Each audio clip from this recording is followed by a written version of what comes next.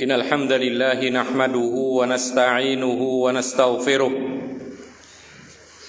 ونعوذ بالله من شرور أنفسنا ومن سيئات أعمالنا من يهده الله فلا مضل له ومن يضلل فلا هادي له أشهد أن لا إله إلا الله وحده لا شريك له وأشهد أن محمدا عبده ورسوله يا أيها الذين آمنوا اتقوا الله حق تقاته ولا تموتن إلا وأنتم مسلمون يا أيها الناس اتقوا ربكم الذي خلقكم من نفس واحدة وخلق منها زوجها وبث منهما رجالا كثيرا ونساء واتقوا الله الذي تساءلون به والأرحام إن الله كان عليكم رقيبا يا أيها الذين آمنوا اتقوا الله وقولوا قولا سديدا يصلح لكم أعمالكم ويغفر لكم ذنوبكم ومن يطع الله ورسوله فقد فاز فوزا عظيما أما بعد فإن أصدق الحديث كتاب الله وخير الهدى هدى محمد صلى الله عليه وسلم وشر الأمور محدثاتها فإن كل محدثة بدعة wa kullu bid'atin dhalalah wa kullu dhalalatin finnar. Ma'asyiral muslimin, jamaah salat Jumat yang dimuliakan oleh Allah Subhanahu wa taala. Di antara keistimewaan yang hanya dimiliki oleh Nabi Muhammad sallallahu alaihi wasallam, tidak dimiliki oleh manusia biasa seperti kita, adalah Nabi Muhammad sallallahu alaihi wasallam harus menjadi satu-satunya orang yang nomor satu yang dicintai oleh setiap mukmin dan mukminah. Seorang mukmin dan mukminah yang mengaku beriman kepada Allah dan Rasul-Nya harus menomorsatukan Nabi Muhammad SAW sebagai manusia yang paling ia cintai dibandingkan dengan ayah ibunya sendiri, dibandingkan dengan anak istrinya, dibandingkan dengan keluarga dan kerabat terdekat, dan dibandingkan dengan semua manusia yang ada di bumi ini. Jamaah salat Jumat yang dimuliakan oleh Allah Subhanahu wa taala. Nabi kita Muhammad sallallahu alaihi wasallam pernah bersabda, "La yu'minu ahadukum hatta akuna ahabba ilaih min walidihi wa waladihi wan nasi ajma'in." Kata Nabi sallallahu alaihi wasallam, tidak sempurna iman salah satu di antara kalian, yakni siapapun yang mengaku beriman, tidak sempurna imannya sehingga aku menjadi manusia yang paling ia cintai lebih dari cintanya kepada orang tuanya, lebih daripada cintanya kepada anaknya, dan lebih daripada cintanya kepada seluruh manusia yang ada. Jamaah salat Jumat yang dimuliakan oleh Allah Subhanahu wa taala. Kalau Allah Subhanahu wa taala mewajibkan kita berbakti kepada kedua orang tua, masing-masing kita punya orang tua dan kita wajib berbakti kepada orang tua. Kita tidak boleh berkata-kata buruk kepada orang tua kita. Kita tidak boleh membantah perkataan mereka. Kita harus membuat hati mereka senang. Dan di antara bentuk bakti yang paling tinggi di antaranya adalah ketika seorang anak menjadi orang yang bertakwa kepada Allah Subhanahu wa taala. Itulah bakti tertinggi seorang anak, ketika menjadi anak yang saleh dan salihah, mendoakan orang tuanya dan membuat hati orang tua menjadi senang, tidak hanya di dunia tapi berlanjut ke akhirat kelak.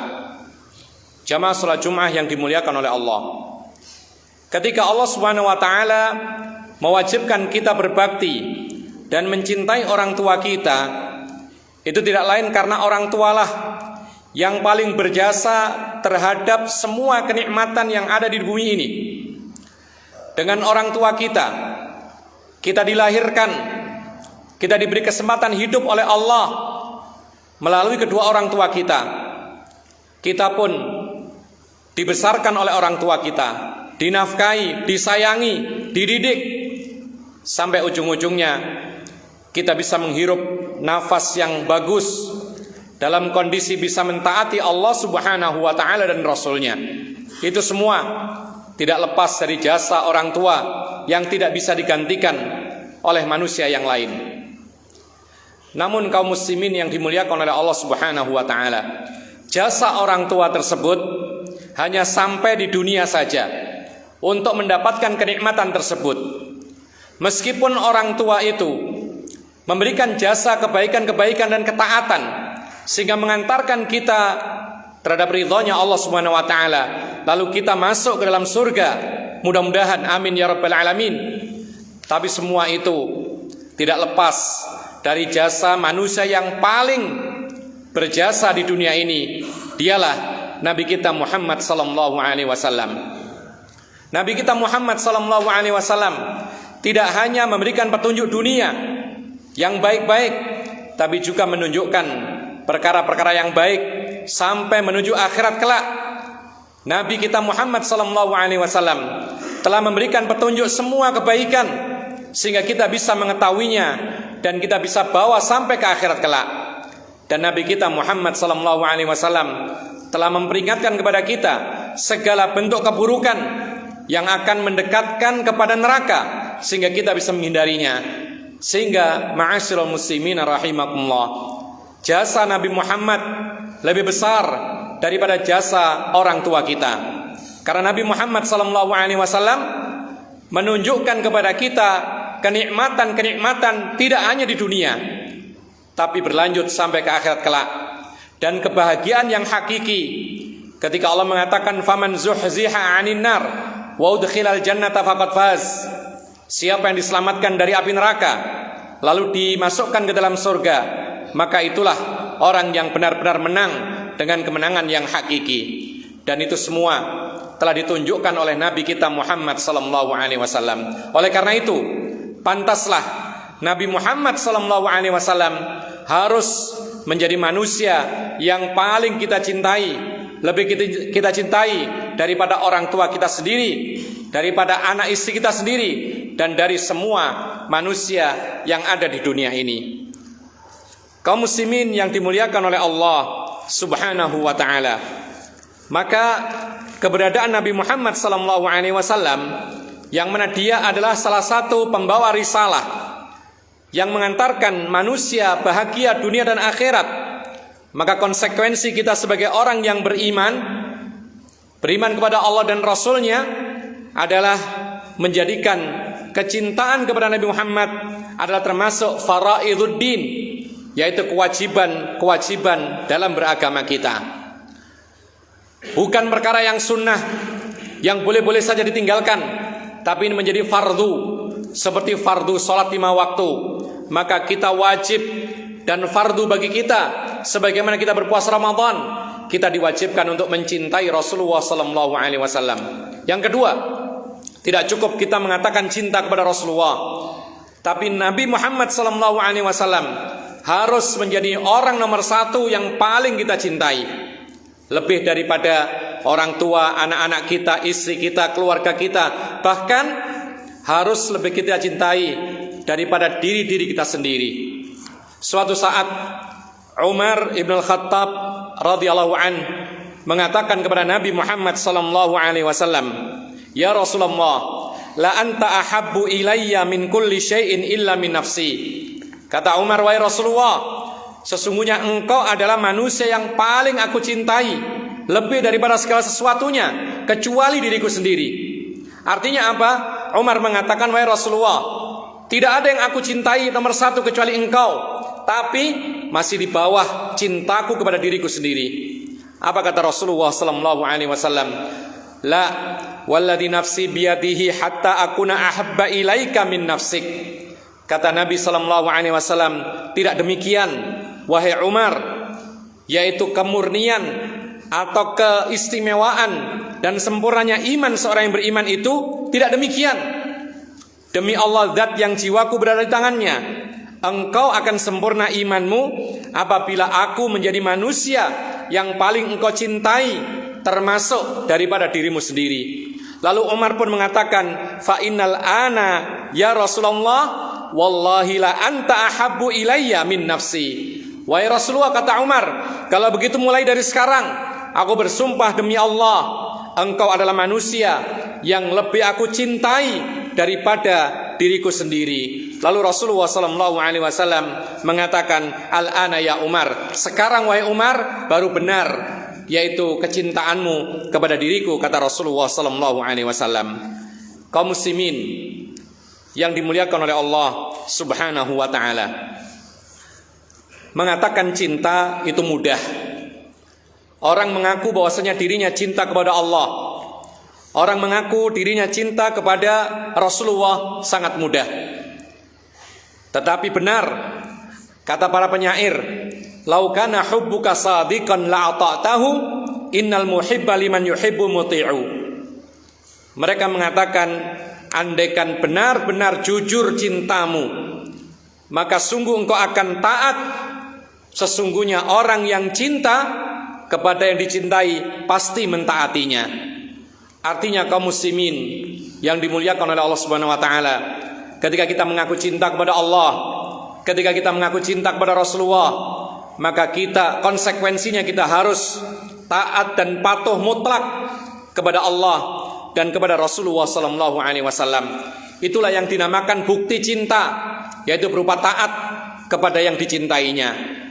Oleh karena itu kaum muslimin yang dimuliakan oleh Allah, bukti cinta tidak hanya sekedar memuji dengan cara pujian lisan yang berlebihan, bukan pula hanya menyenandungkan nasyid atau lagu-lagu tentang pujian kepada Rasulullah, bahkan bukan hanya sekedar salawat di lisan, tetapi cinta kepada Rasulullah harus dibuktikan dengan ketaatan mutlak kepada Allah dan Rasulnya. Sehingga Allah menurunkan sebuah ayat yang dikenal ayatul mihnah, ayat pembuktian. Tatkala banyak orang-orang yang mengaku cinta kepada Allah, cinta kepada Rasulullah, tapi dalam petunjuk Rasulullah ditinggalkan, mereka tidak mengikuti petunjuk Rasulullah SAW, sunnah-sunnahnya ditinggalkan, maka Allah mengatakan kepada Nabi Muhammad, qul in kuntum tuhibbunallah fattabi'uni yuhibbukumullah wa yaghfir lakum dzunubakum. Kata Allah kepada Nabi Muhammad, katakanlah wahai Muhammad, jikalau kalian mencintai Allah, maka kalian harus mengikuti aku, niscaya Allah akan mencintaimu dan Allah pun akan mengampuni dosa-dosa kalian. Aqulu qauli hadza wa astaghfirullah li wa lakum innahu huwal ghafurur rahim.